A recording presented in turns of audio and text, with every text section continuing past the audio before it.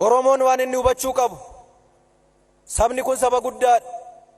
Saba lakkoofsaan guddaa etuun ta'in seenaan isaa yoo dhokatellee yoo ifa bahuu baatellee saba guddaa biyya kana keessatti saba seenaa guddaa hojjetaa dhufee jirudha.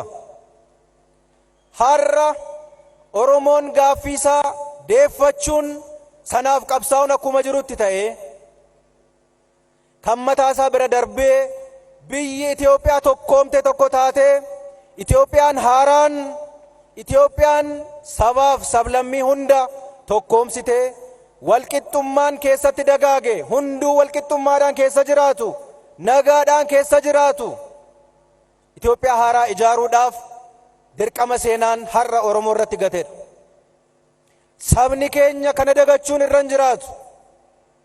Biyyi kun biyya taate akkas geessu ilmaan Oromoo aggaammii biyya kana irratti taasifamaa ture hunda irratti lubbuu isaa qaalii kaffalee jira. Dhiiga isaatti dhangalaasee jira. Diinagdeedhaan utubee biyya kana asiin ga'ee jira. Oromoon injifannoo isaa kana bisheessuun irra hin jiraatu. Deebisee ijaaruu irra jiraata. Oromoon gaaffii mataasaaf waan ittiin jiraatu waan ittiin oolee buluuf hojjechuu qofa otoo hin ta'in biyya Itoophiyaa irratti seenaa haaraa galmeessisuu danda'utu irra jiraata.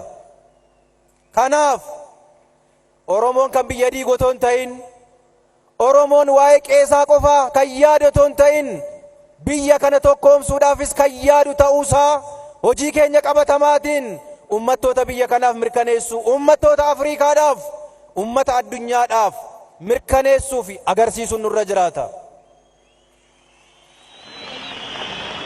Yoo kana hojjenne nuti warra lakkoofsaan guddaa qofa otoo hin ta'in warra saba guddaa seenaa guddaa qabu taana waan ta'eef seenaan kun dhaloota keenya egereedhaaf darba waan ta'eef kaleessas biyya diigamuudhaaf qarqara boollaarra geessee turte deebisee ijaaruudhaaf walitti qabuudhaaf Oromoon guddaa gumaachee jira.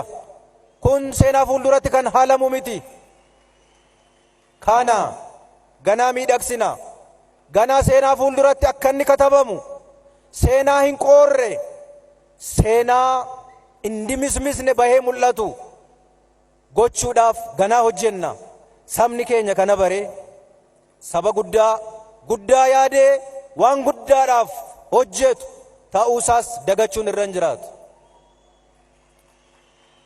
Kanaafiyyuu kan mataa keenyaaf hojjechuun akkuma jirutti ta'ee biyya Itoophiyaa tokkoomte nagaa qabaattee akka isheen jiraattu gochuudhaaf Oromoon har'as waan isarraa eegamu kan hojjetu ta'uusaa nus adda durummaadhaan nagaa biyya kanaaf tokkummaa biyya kanaadhaaf kan hojjennu ta'uu keenya sabaaf sablammoonni biyya kanaa akka nu hubatan irra deebine deddeebine isaanii mirkaneessuu barbaanna.